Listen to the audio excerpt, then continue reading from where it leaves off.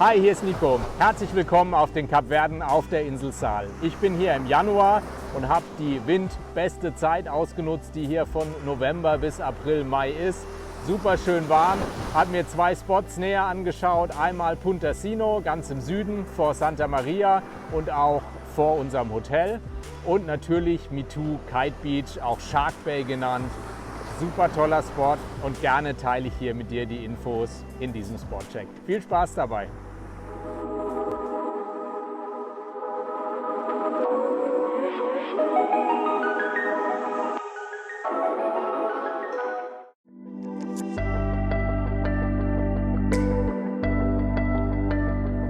Und damit herzlich willkommen an unserem ersten Spot, ganz im Süden von Sal, direkt vom Robinson Club. Hier kannst du sehr gut launchen, direkt vor dem zugehörigen Duotone Kite Center, kannst dein eigenes Equipment mitbringen, so wie ich das gemacht habe, oder du nimmst das Material, was dir vom Duotone Kite Center zur Verfügung gestellt wird. Die Basics sind auch im Reisepreis inklusive, wenn du Gast im Robinson Club bist und mindestens eine Level 6 Kite-Lizenz hast. Kostenpflichtig kannst du auch höherwertigeres Material dazu buchen. Jetzt aber erstmal ein paar Impressionen vom Spot und weitere Details gibt's dann später.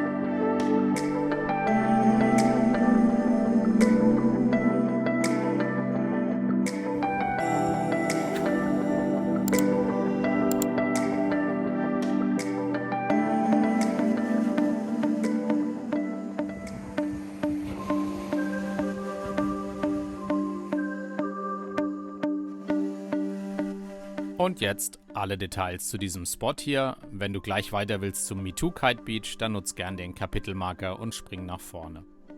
Hier eingezeichnet ist nur das Duotone Kite Center vor dem Robinson Club. Entlang der gesamten Bucht gibt es aber einige lokale Kiteschulen, die du auch sehr gut als Alternative nutzen kannst, wenn du einen Kite-Kurs machen möchtest.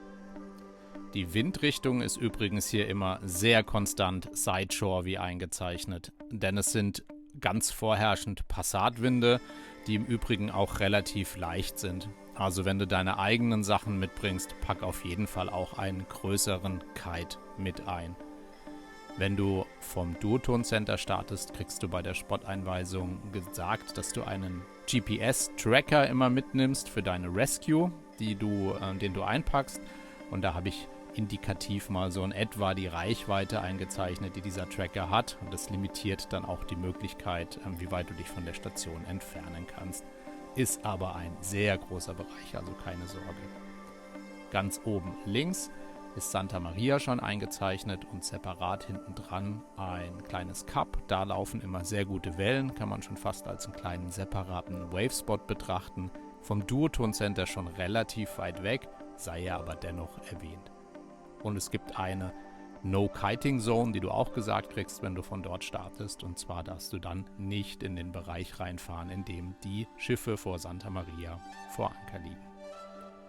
Wellen, also Beachbreak, kann es hier ganz ordentlich geben in der Bucht durch den Atlantikschwell. Und das kann es ganz schön anspruchsvoll machen, auch vom Strand ins Wasser rauszukommen. Es wird relativ schnell tief, also kein Stehbereich. Und das ist zu bedenken, wenn du hier einen Kite-Kurs machst. Also nicht ganz optimal. Der Spot ist dafür extrem vielseitig, super geeignet zum Freestylen, natürlich zum Freeriden, zum Wavekiten und zum Foilen. Und deine Wave-Sachen, die solltest du auf Sal natürlich sowieso immer mitbringen, vor allen Dingen dann, wenn wir auch gleich nochmal gemeinsam zum Mitu Kite Beach gehen. Ja, und Foil. Ich war super froh, mein Foil dabei zu haben, denn bei uns war dann doch relativ wenig Wind und mein Foil hat mir viele schöne Sessions möglich gemacht. Und dann schauen wir uns den Spot noch einmal aus einer anderen Richtung an, denn dann kann ich dir auch das Riff zeigen, was am Kap am anderen Ende der Bucht liegt. Hier also vorsichtig sein, wenn du dort in die Nähe kitest, denn da musst du auf dein Foil natürlich auch aufpassen. Und du musst Experte sein, wenn du da mit dem Waveboard hinfährst. Da läuft eine schöne Welle gelegentlich. Dann musst du aber natürlich aufpassen, dass du nicht auf dem Riff landest. Und bei der Einweisung am Duotone Center kriegst du auch klar gesagt, dass du dich davon fernhalten solltest. Der Spot heißt dann übrigens Ponta Docino an dem Kap und liegt direkt vor dem Hotel Rio Palace. Wenn du hier abbiegst, zu Fuß am Strand und hinterm Rio Palace hochläufst, kommst du übrigens an einen Spot, der hier nicht gefeatured ist. Das ist Punta Preta. Jetzt aber zurück zu unserem ersten Spot und zu einem letzten gemeinsamen Flug durch die gesamte Bucht, bei dem ich dir nochmal ein paar wichtige Details geben kann. Einmal zum Flaggensystem am Robinson Club. Das ist ein bisschen ungewöhnlich zu dem, was man so intuitiv denkt. Grün heißt hier nämlich fürs Kiten nicht möglich, meistens weil kein Wind ist. Und je roter das Ganze wird, desto bessere Bedingungen wirst du vorfinden. Allerdings dann natürlich auch hohe Anforderungen an dein Kite-Level, dass du alleine raus kannst. Was du auch nicht auf der Homepage findest, zumindest war das zu meiner Zeit so, sind die Konditionen und Preise, wenn du dir beim Duotone Center dann doch etwas bessere Ausrüstung leihen möchtest als die Basics. Deswegen habe ich hier auch nochmal ein Foto gemacht der Preisliste. Kannst du dir einen Screenshot machen und dann auch näher ranzoomen.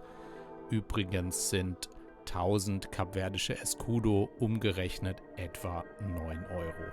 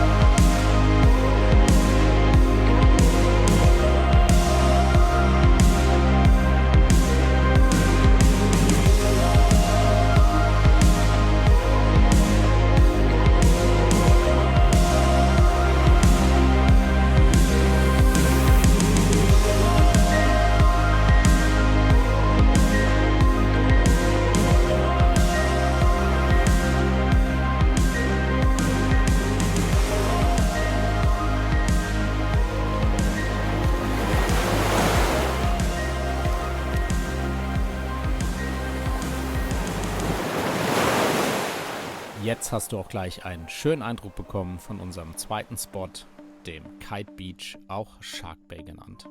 Und hier nochmal alle Details dazu. Es gibt 2 Kite Center, einmal das 100 Feet und das sehr bekannte Me2 Kite Center. Parken oder mit dem Taxi dorthin zu kommen ist denkbar einfach, kostet 5 bis 7 Euro pro Tipp und dauert etwa 5 bis 10 Minuten von Santa Maria, je nachdem wo er im Hotel wohnt. Dazu später nochmal ein bisschen mehr. Wie du siehst, gibt es 2 sehr große Launch Areas, die problemlos genutzt werden können. Du kannst auch dort mit eigenem Material hinkommen, hast eine super Möglichkeit, deinen Kite dort aufzupumpen, auch was zu essen. Und ein kleiner Geheimtipp ist, gerade wenn du in Santa Maria sitzt und dich wunderst, wo der Wind geblieben ist, schau einfach im Web, Google das Kite Center Me2 und dort nach der Webcam. Dann kannst du super sehen, was dort los ist. Und ich habe es erlebt, dass da oftmals die entscheidenden Knoten mehr Wind sind und sich der Trip mit dem Taxi zu diesem Spot dann definitiv lohnt. 300 Meter vor dem Strand ist dann ein ziemlich großer Riffbereich und da brechen normalerweise auch ordentlich Wellen und das macht diesen Spot hier zu einem super genialen Wave-Spot. Bei uns waren relativ wenig Wellen, deswegen musste ich eher aufpassen, weil ich mit dem Foil unterwegs war, dort nicht drauf zu fahren. Übrigens zwischen Riff und Strand ist dann auch ein relativ guter Flachwasserbereich. Bei Low Tide kann es hier dann auch ziemlich flach werden. Und die Windrichtung hier auch noch einmal angezeichnet. Natürlich sehr konstant durch den, wie schon besprochenen, Passatwind. Kommt hier im Gegensatz zu Santa Maria Robinson Club allerdings durch die Lage des Spots deutlich mehr onshore. Ja, und wenn du mit dem Kiten fertig bist und dann ziemlich K.O. und gestoked wieder am Strand stehst, kannst du dort auch super gut ein Bier trinken und was essen.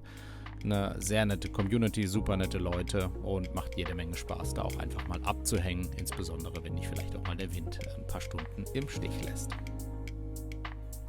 Und wie schon gesagt, hier nochmal ein paar Infos, wie du an den Spot kommst. Wirklich super einfach per Taxifahrt. Du kannst dann entweder auf so einem Pickup hinten mitfahren, ist auch schon ein kleines Abenteuer für sich, oder mit einem regulären Taxi.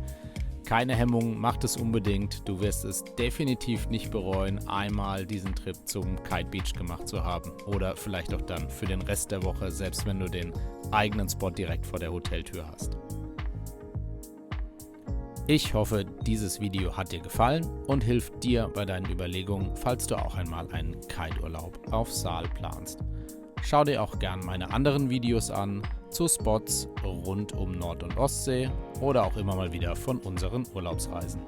Und vielleicht sehen wir uns ja auch mal an einem der Spots rund um Saal.